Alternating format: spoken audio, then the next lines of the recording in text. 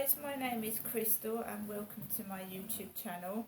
I'm trying to do my own therapy.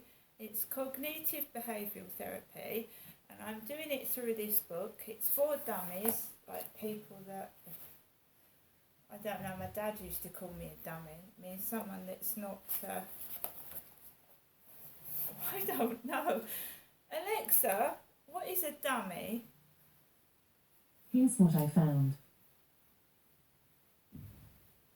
So what I don't know.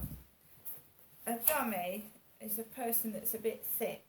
So I don't know. So people that are not aware of something. I don't know. So this is at chapter 10, Abolishing Addictions. Nowadays the term addiction can be somewhat confusing. The word is bandied about to describe an unhealthy relationship with food, love, nicotine, adrenaline, pornography, gambling, and even relatively innocuous things like online gaming or pick and mix. For the sake of clarity, this chapter focuses mainly on dependency upon substances that aren't necessary in any quantity for survival, such as alcohol and illicit drugs.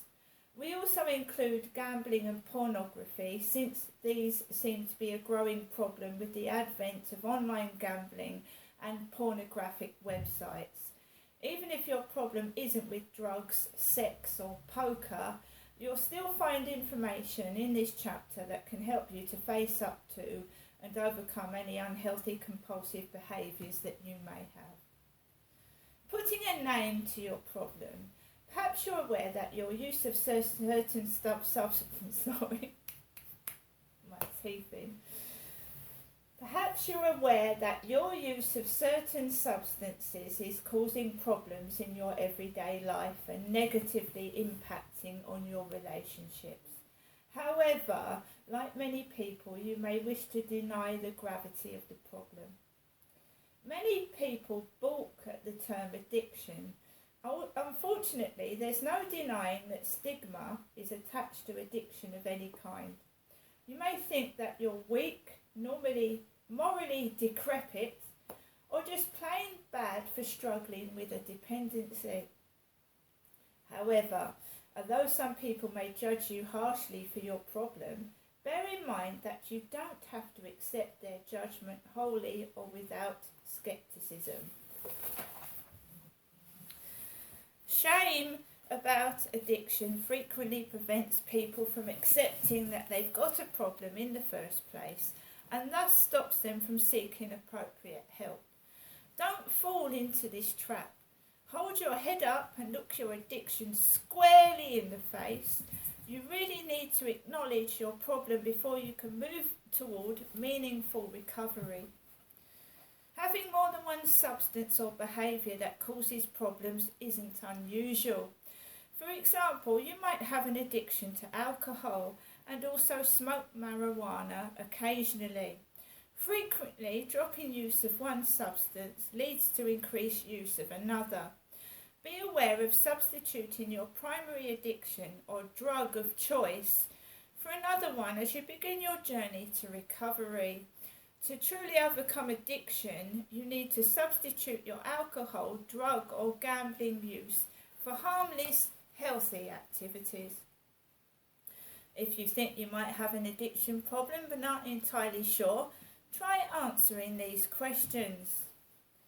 Over the past week, have you lost time at work because of DOC use? Is your work drug of choice, that means? So, over the past week, have you lost time at work because of your drug of choice use? Is your work performance suffering due to come down, hangovers, lack of sleep, or preoccupation with your drug of choice? Over the past week, have you used your drug of choice even though you may have promised yourself to resist? Are your finances suffering because of money spent on your drug of choice? Over the past week, have you used your drug of choice at times of day when others may consider it socially inappropriate or unacceptable? Do you find it very difficult to go even for one day or a few days without using your drug? Do you get irritable and or feel low when deprived of your drug for any reason? Have activities that you once enjoyed been neglected in recent weeks due to drug use? Have you had any accident or injuries in recent weeks due to drug use? Are your friends and or family commenting about your drug use or noticing changes in your behaviour? Do you make efforts to hide or minimise your drug use in front of friends and family? Do you feel distinctly uncomfortable answering the questions in this checklist? If you've answered yes to even just one of these questions, chances are you have a dependency that may well develop into a full-blown addiction. Answering yes to 3 or more items indicates that you have an addiction, but don't despair. Recognising that you have a problem is an essential part of the ultimate solution. Addiction is really not that different to mental health or physical problems. You're certainly not alone. The world's full of people dealing with addictions. Many recover, and so can you if you're willing to put in the blood, sweat and tears required to do so. Anyone can develop an addiction, whatever his current circumstances or background. Certain factors stemming from childhood, which I've said before, such as having alcoholic parents or experiencing social deprivation, may increase the chances of developing an addiction, but this outcome is by no means inevitable. Many people with solid careers and families also fall prey to addiction. They're not exclusive to those living in more chaotic environmental situations. So rich and famous people can take drugs, can't they? Often people start self-medicating an underlying mental health problem, such as anxiety or depression, with alcohol or drugs, or through behaviours like gambling. Substance use and engaging in compulsive behaviours, shopping, gambling, using pornography, sex, and so on, can take the edge off emotional pain in the immediate and short term.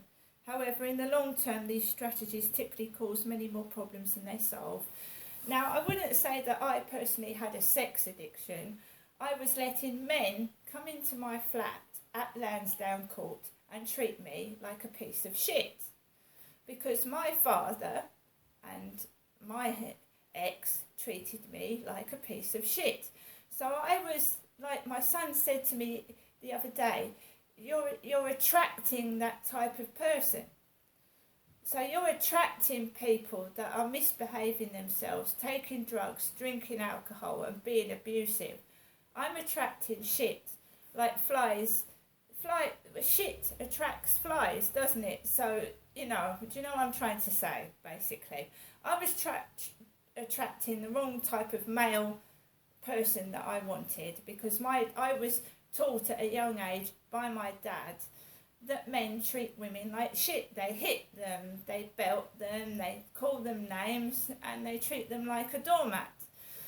So I was attracting these type of men. Now I don't need to. I've recognised the fact that the men that was coming into my life 6 years ago were treating me like shit, and I don't want to be treated like shit. So I'm quite happy by myself, and that's what I'm doing. Living life my way by myself. See you later.